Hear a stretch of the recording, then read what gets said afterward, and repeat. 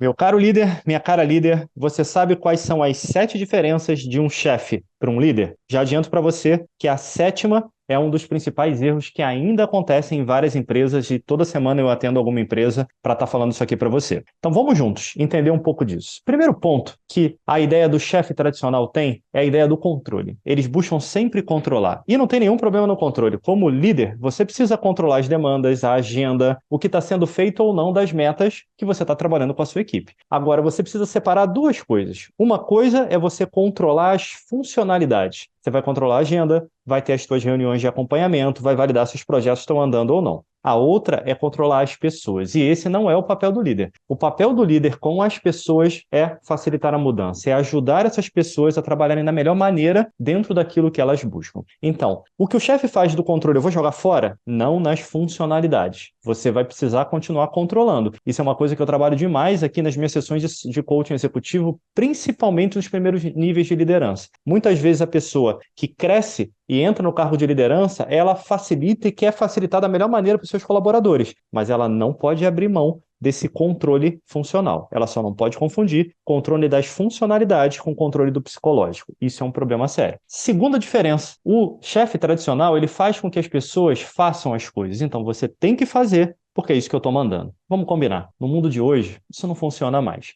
O papel do líder é fazer com que as pessoas queiram realmente fazer isso. Marcelo, como é que eu faço as pessoas, os meus colaboradores, fazerem aquilo que eu preciso que eles façam? Simplesmente atrelando o que é importante para eles com o que é importante para você, com o que é importante para a organização, para a empresa a qual você representa. Quando você encontra essas interseções, você faz aquela pessoa fazer o que ela quer. E esse é o nosso papel como líder com os nossos colaboradores. Terceiro ponto importante dessa transição é que o chefe tradicional está focado em processo. De novo, os processos são muito importantes, só que eles não podem estar à frente das pessoas, que é o papel do líder. O foco do líder é nas pessoas. Então, como líder, você precisa colocar as melhores pessoas nos lugares certos e criar uma estrutura processual que seja simples, direta e alcançável, e que não tire as características de cada um. Então, normalmente, uma pequena empresa, ela vai ter muita flexibilidade nos processos e vai focar nas pessoas. Quando ela cresce, ela tende a criar muito processo e abrir mão das pessoas. Não dá para ser nem um mundo nem o outro. Eu preciso de um equilíbrio. Eu preciso ter processos mínimos que me façam ter controle e gestão do meu negócio, da minha área, do meu projeto em si, mas eu preciso dar liberdade para as pessoas fazerem aquilo que elas precisam fazer. Esse é um ponto fundamental. Quarta diferença do chefe para o líder é que o chefe normalmente está apegado ao passado. Aquilo que aconteceu, ele acha que vai acontecer de novo.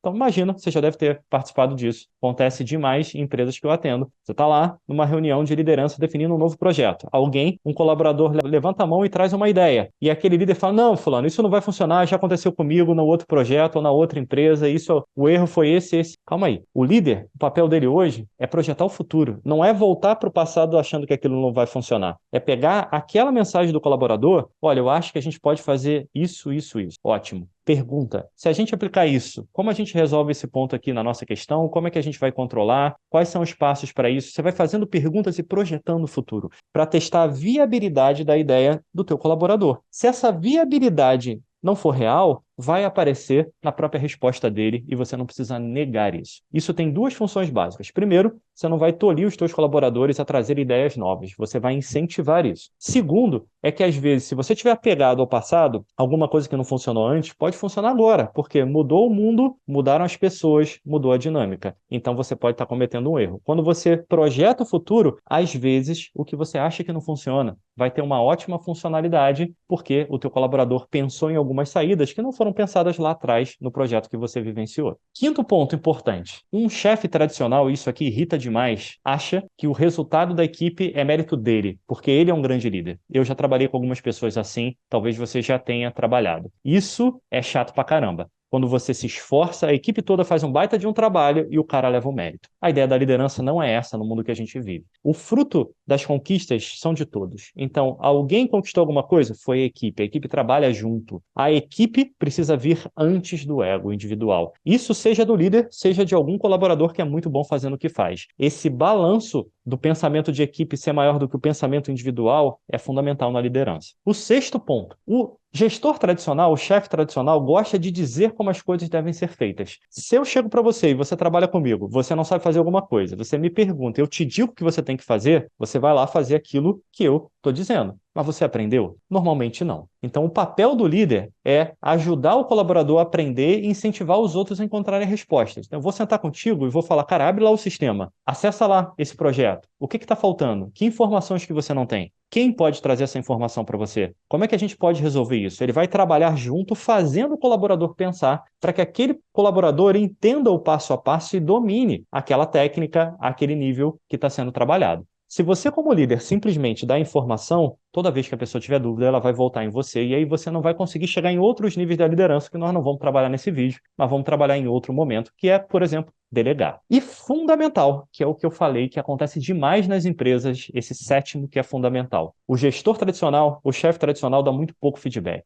E quando dá feedback é para corrigir alguma coisa. Combina comigo aqui. Você gosta de tomar esporro? Você gosta que chame a tua atenção quando alguma coisa não está funcionando? Ninguém gosta. É óbvio que às vezes é necessário, mas o nosso papel como líder é dar feedback no desenvolvimento do colaborador. Funcionou bem? O que funcionou bem? Esse ponto não funcionou? Como é que a gente pode melhorar? É o tempo inteiro criar uma constância de feedback o tempo inteiro. Para o desenvolvimento, para o crescimento, elogiando, dizendo que precisa ser melhorado, mas trabalhando isso como uma métrica constante na sua reunião com o colaborador. Ainda, tem muitas empresas que têm um programa legal, por exemplo, de avaliação 360 graus, de feedback constante, mas elas vão fazer isso de 6 em 6 meses. Não dá. No mundo rápido que a gente vive, para daqui, uma coisa que aconteceu hoje, daqui a 6 meses eu vou ter uma conversa franca com o meu colaborador, não rola. Hoje tem que ser diário. Então, se você é um líder, guarda isso, porque esse é um ponto que ainda aparece demais aqui nos meus treinamentos de liderança, nas minhas sessões de coaching executivo ou de coaching de equipe. Esse feedback precisa ser parte do hábito diário. E lembra de dizer para a pessoa ou para as pessoas que trabalham com você que elas estão fazendo um bom trabalho. Todo mundo gosta de ser elogiado, assim como todo mundo tem algum ponto a crescer. Incentive o ponto que ela faz bem para que ela faça melhor ainda e, ao mesmo tempo, mostre o que ela tem que melhorar. Quando isso vira um hábito rotineiro, diário, esse feedback faz parte da tua rotina de trabalho em equipe. Quando isso acontece, você vai ter um resultado muito melhor naquilo que você quer. Então vai lá agora e vou deixar um desafio para você. Você, na tua liderança, seja ela com cargo ou seja ela indireta, às vezes você tem pessoas no teu trabalho que dependem de você. Como é que você pode aplicar esses 7 pontos de liderança para desenvolver a sua autoliderança e a sua habilidade nos teus projetos? Uma ação. Define pelo menos uma ação clara que você pode fazer agora para você começar a melhorar isso. Esse é o nosso papel de líder. Todo dia está pensando em melhoria, crescendo diariamente e evoluindo. O líder que não evolui é engolido pelo mercado. Abraço e nos encontramos por aqui. E antes de você ir embora, deixa aqueles 3 Cs fundamentais. Curte, compartilha, comenta. Quanto mais esse conteúdo puder chegar em pessoas que precisam dele, melhor é. E com a sua ajuda, isso fica mais fácil. Um grande abraço e nos encontramos por aqui.